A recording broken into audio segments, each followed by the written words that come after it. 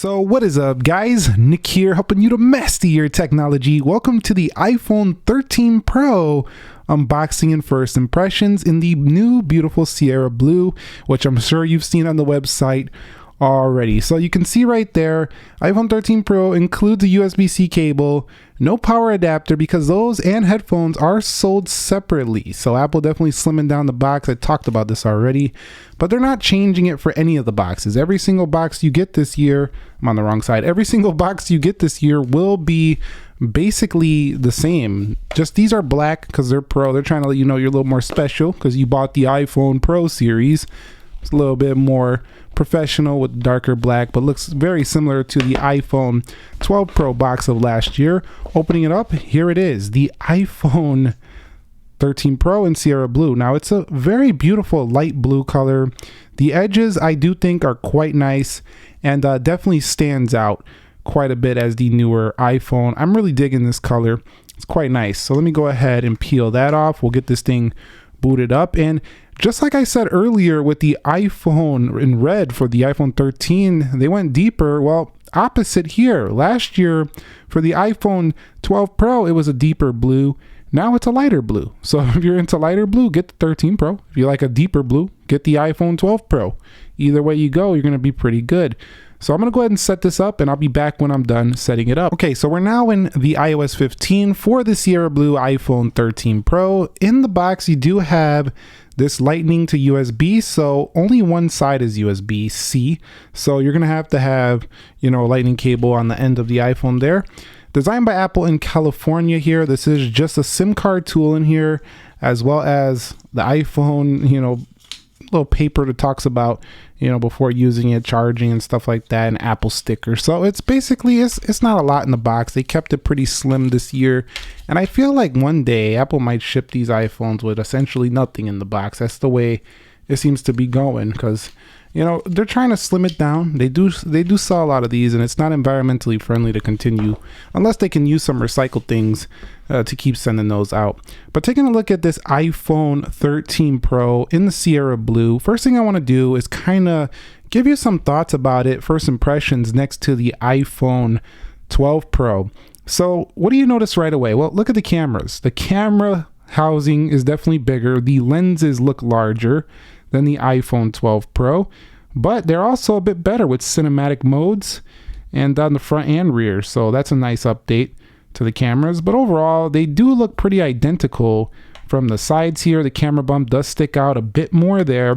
At the top you'll see a bit more, but overall both beautiful phones, both stainless steel on the edges. I do think that Sierra Blue does stand out a bit more for being a lighter color. The darker color could fool you into thinking it's a black, you know, in certain lighting conditions. And also the iPhone 13 Pro, look at the notch, it's a bit different. It does look a little bit less wide, but maybe slightly taller. It's not a major change though. I wish Apple would have did more in that area, but maybe the technology is just not ready for Face ID up there. Maybe they've decided to put Touch ID.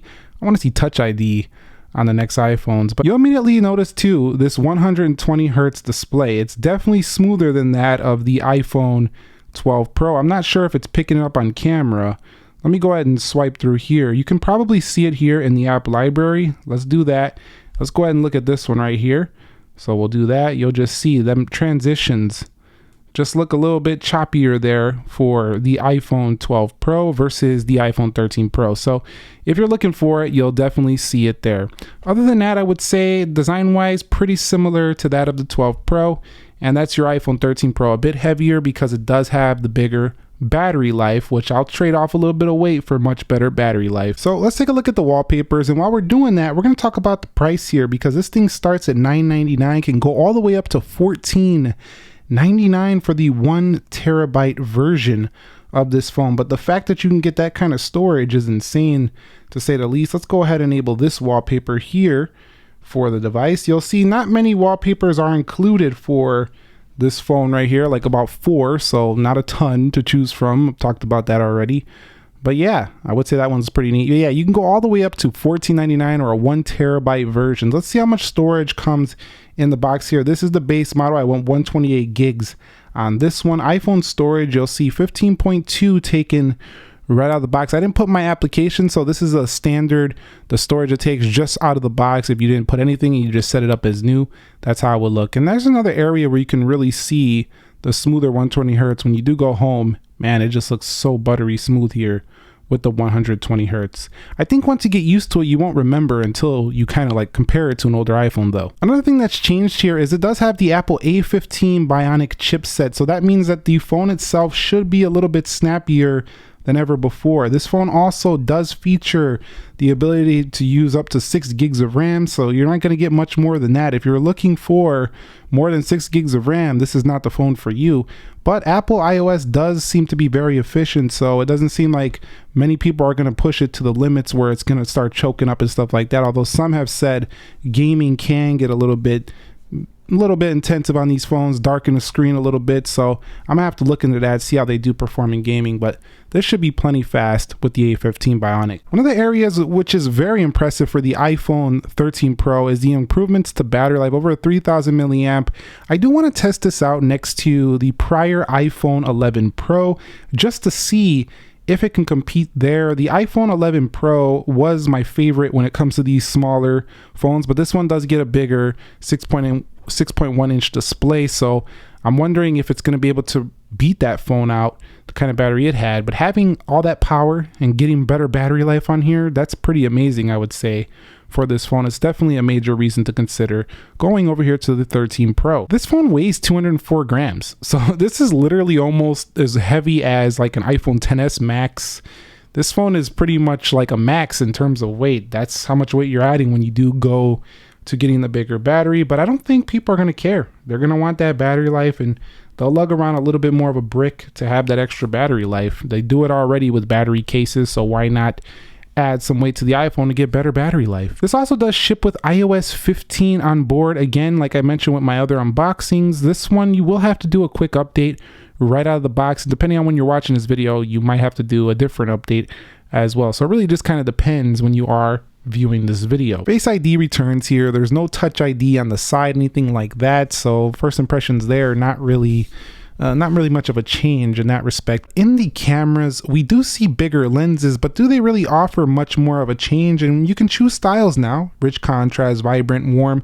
I feel like Apple could bring this to any iPhone, really. You're just adding filters or allowing it to just be a different type of photography style. Like, we could add this to any iPhone. Let's just go ahead and do that. But for now, it's here on the iPhone 13. I'm gonna use standard for this video. You have the ultra wide. You can go 3x or 15x on the zoom, and they're not leaving you out on the zoom. It's the same as the iPhone 13 Pro Max.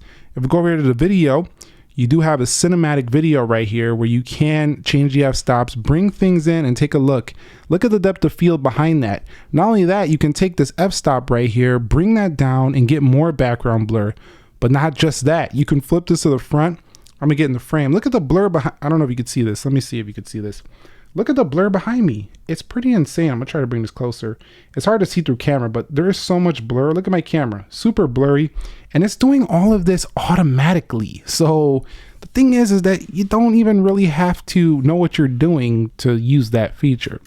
And then when you're taking photos on here, you're gonna get some of the best in the industry as well. You also have HDR video on here. You have the ability to have some amazing portrait photography can be done.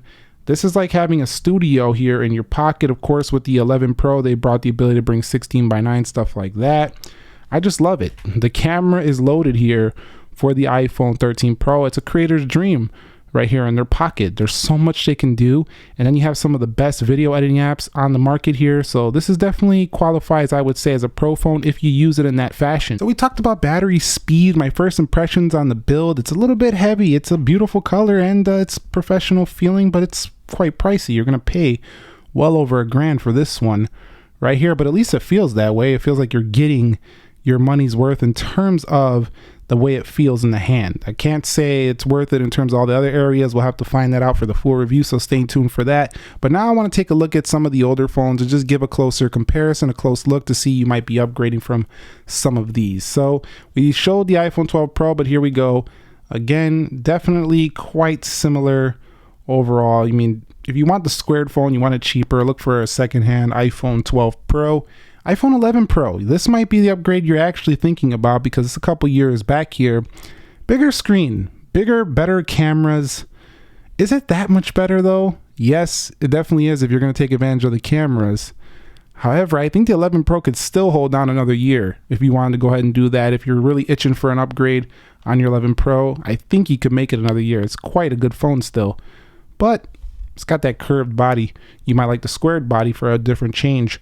iPhone XS, this is a way back, and kind of look at this camera right here. It's quite puny compared to the, I mean, it's just no comparison there. So the XS would have been the Pro of back in the day.